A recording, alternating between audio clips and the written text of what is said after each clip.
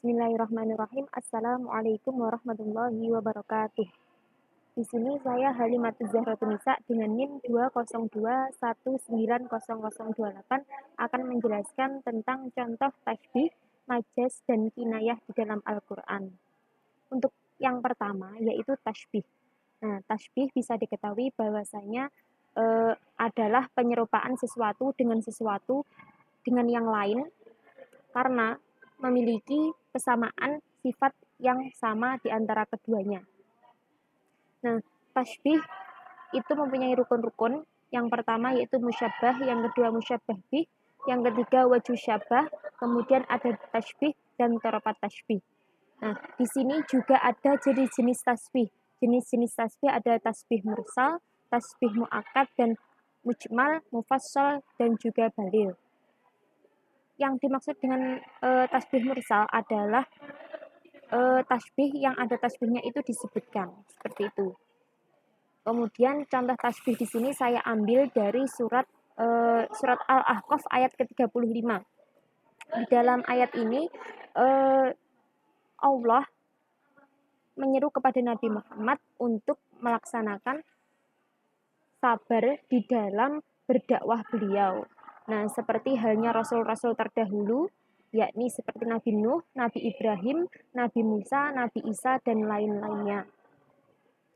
Di dalam ayat ini juga menggambarkan kesabaran para rasul terdahulu, agar Nabi Muhammad meniru kesabaran mereka di dalam berdakwah. Dapat diketahui dengan ini, ayat ini menggunakan gaya tasbih mursal. Kemudian alasan kewacanaan penggunaan tasbih. Hal ini yang disampaikan kepada Nabi Muhammad adalah terkait dengan kesabaran di dalam berdakwah, di mana memang dibutuhkan kebesaran hati dan juga kesabaran dalam menghadapi orang-orang fasik.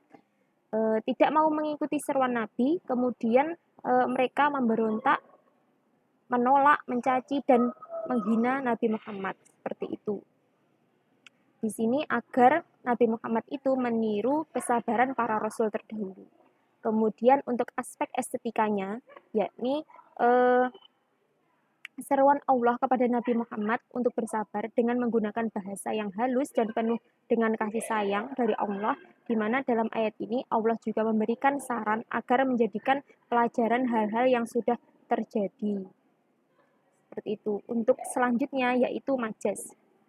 Nah, majaz itu bisa diketahui bahwasanya dia seperti halnya kalimat yang tidak menggunakan makna sebenarnya. Atau Imam Syibaweh juga menerangkan bahwasanya majaz adalah seni bertutur yang memungkinkan terjadinya peristiwa perluasan makna. Nah, di sini saya ambil contoh majaz dari surat Al-Fat ayat 3. Nah, di dalam surat Al-Fat ayat 3 ini dijelaskan bahwasanya pertolongan Allah yang sangat kuat diberikannya kepada Nabi Muhammad, seperti itu. Dalam redaksi di atas yang tadi saya sebutkan, bahwasanya Allah akan memberikan pertolongannya kepada Nabi Muhammad dengan pertolongan yang kuat. Kata kuat di sini memberikan makna yang berkisar pada kekukuhan dan kemantapan, sehingga dapat digolongkan ayat ini dalam majaz murokab, seperti itu. Untuk keistimewaan yang terletak pada ayat ini yaitu terletak pada lafaz aziz, di mana lafaz aziz ini nanti dapat diperluas menjadi ya'azu, ya'azu, dan ya'uzu, di mana ketiganya ini memiliki makna yang berbeda-beda. Kemudian kemenangan yang diperoleh Nabi Muhammad SAW adalah kemenangan yang demikian itu sifatnya mengandung 3 makna di atas. Nah, untuk selanjutnya yaitu kinayah. Nah, kinayah bisa diketahui bahwa dia adalah kata sindiran atau semacam sindiran yang diberikan kepada Nabi Muhammad di dalam ayat ini. Kemudian macam-macam kinayah itu ada kinayah sifat, kinayah mausuf, dan juga nisbah. Saya ambil dari surat Muhammad ayat ke-25. Di dalam surat Muhammad ayat ke-25 ini, dalam ujungnya disebutkan bahwasanya syaitan telah menjadikan mereka mudah berbuat dosa dan memanjangkan angan-angan mereka. Jenis metafora yang terletak pada ayat ini yaitu menerangkan terkait perdayaan syaitan yang tidak hanya merayu orang-orang bodoh saja, bahkan orang pandai sekalipun dapat dirayu oleh syaitan dengan kepandaiannya, seperti halnya orang alim, ahli tasawuf, ahli filsafat, ahli fikih, dan lain-lainnya, semua dicoba oleh syaitan. Nah, dari ayat ini bahwasanya syaitan itu pun dapat terjadi daripada manusia itu sendiri. Artinya apa? Artinya manusia mengerjakan tugas syaitan. Dengan halus dia menghendaki orang-orang yang telah jadi pengikut Muhammad untuk digoda, disanjung-sanjung sehingga mereka lupa daratan. Seperti itu. Sehingga mereka kembali pada kekafirannya. Seperti itu. Dengan demikian dapat diketahui bahwa letak estetika kinayah yang ada dalam ayat ini terletak pada lafaz wa amla lahum sawwala syaitanu lahum. Karena kita ketahui bahwa majas dan kinayah itu lebih baligh dibanding dari tasbih dan juga hakikat.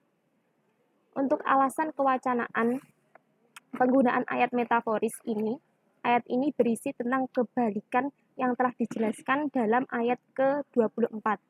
Nah, di sini pada lafaz wa amla lahum sawwala syaitanu lahum menggambarkan bahwa diri mereka telah diperdaya oleh syaitan dengan memanjangkan angan-angan mereka, membuat pikiran dan pendirian seseorang menjadi tidak menentu sehingga bimbang dan bingung dalam menentukan sesuatu. Sedangkan untuk aspek estetika dalam ayat ini, yaitu gaya bahasa dalam ayat ini menggunakan bahasa yang halus tanpa menyebutkan makna aslinya. Seperti apa? Seperti kata kembali ke belakang. Yang dimaksud di sini adalah kembali kepada kekafiran. Berarti orang-orang yang telah Islam digoda oleh syaitan keteguhannya, kepercayaannya dengan agama Islam yang sekarang diimaninya. Nah, kurang lebih seperti itu yang dapat saya sampaikan. Ada kurang lebihnya mohon maaf. Akhirul kalam. Wassalamualaikum warahmatullahi wabarakatuh.